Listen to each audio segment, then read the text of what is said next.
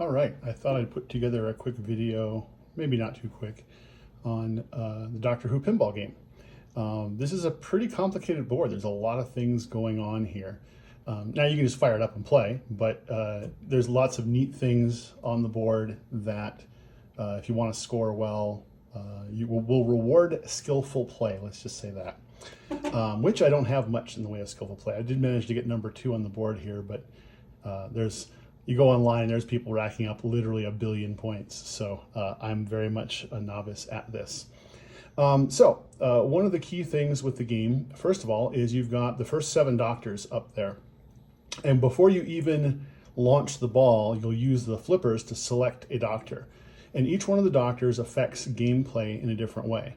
Now, as you play the game, you can lock those doctors in different ways, which I'll talk about in a minute. And that way their benefits will last while you switch to different doctors. If you manage to get all of the doctors locked in, there's an extra 20 million points for you for doing that. But before I talk about what each of the doctors do, I'll talk about the different areas of the board so it makes a little more sense. So to start with, we'll start with here. This is the escape area. Hopefully the camera can pick that up. There are 6 bumpers there, or targets, that when you light all 6 of them will unlock video mode. And then the next time you go through the TARDIS here, you'll be in video mode. And in video mode, it's a little miniature video game. There's, I think, 4 waves, maybe 5.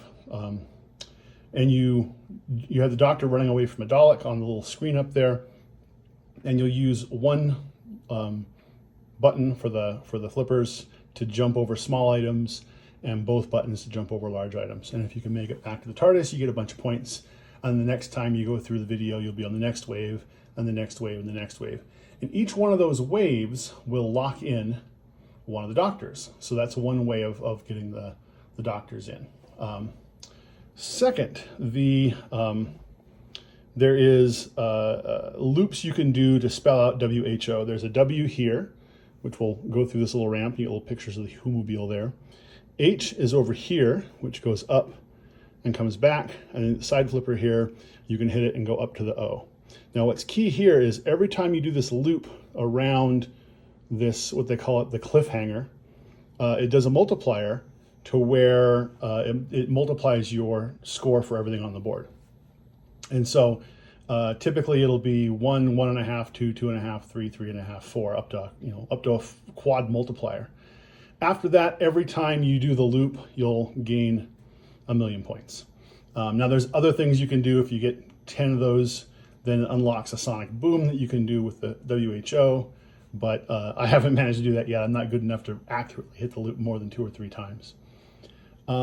Next area, the repair. There's these more targets here that spell out the word repair. When you get all of those, every time you hit one after that, it's worth 1 million points. You can hit each one of those and worth 1 million. Let's see what's next. That's 4th Doctor. Up here in the upper right corner, you got these pop bumpers. And as the ball goes up there and hits all those pop bumpers, and I'll kind of point them out here.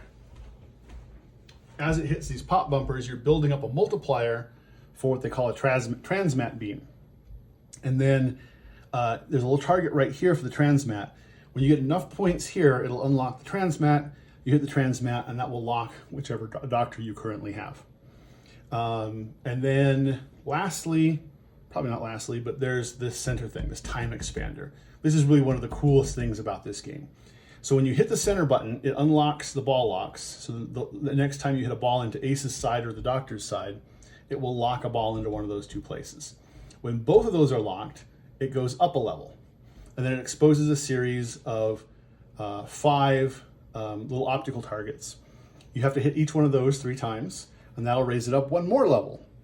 And at that level, you've got 3 Dalek targets. And when you knock the ball into one of those, this will lower back down and drop both those secured balls for multiball. Once multiball is dropped, it actually raises back up to the Dalek level. And if you hit all 3 Dalek targets while you have at least 2 balls left in multiball, then you get a jackpot. then it will lower again if you still got the balls up, and it will have the optical targets again. And then if you knock those down, then you're fighting Davros. And actually you have to do it 3 times. Sorry, 3 cycles of that to get to Davros, and then you can fight Davros by hitting him in one of those 3 targets. I haven't done it yet, but there's a lot of points to be had that way. Especially if you have done this quad multiplier. If you do this enough times to get the 4 times multiplier there, then all of a sudden those are a lot of points. Now let's talk about what each of the doctors does. So first doctor, good old William Hartnell. Every time you hit if he is your active doctor, every time you hit one of these escape bumpers, it'll actually light 2 of them. This is particularly useful because, 1, that's the fastest way to unlock the video mode, which is worth a bunch of points, and locking other doctors. And 2, you don't have to hit every single target, right? Because every time you hit one, it activates a second one. And what that means is when you've only got 1 or 2 left, then you don't need to hit those exact 2. You hit any of them, and it will unlock one of those 2, and then you hit any of them, and it'll unlock the last one. Otherwise, you have to hit each one exactly. Very similarly, the 7th Doctor does the same thing. I'm jumping to the end here. For the time expander optical targets, instead of having to hit these things 3 times, or all 5 of them, every time you hit one, it activates another one. That's super useful for the same reasons. Now you don't have to go through all 15, and you don't have to hit the exact right targets. Jumping back to 2, 2 gives you more time, if I remember right, for this hang-on loop. I'm not sure what all he does. I have to look it up. If I remember right, it's not terribly useful. 3rd Doctor gives you a little more time on the Who loop.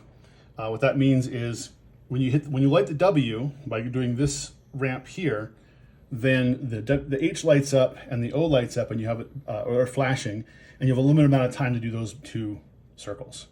If you have the 3rd Doctor active, he gives you a little more time there.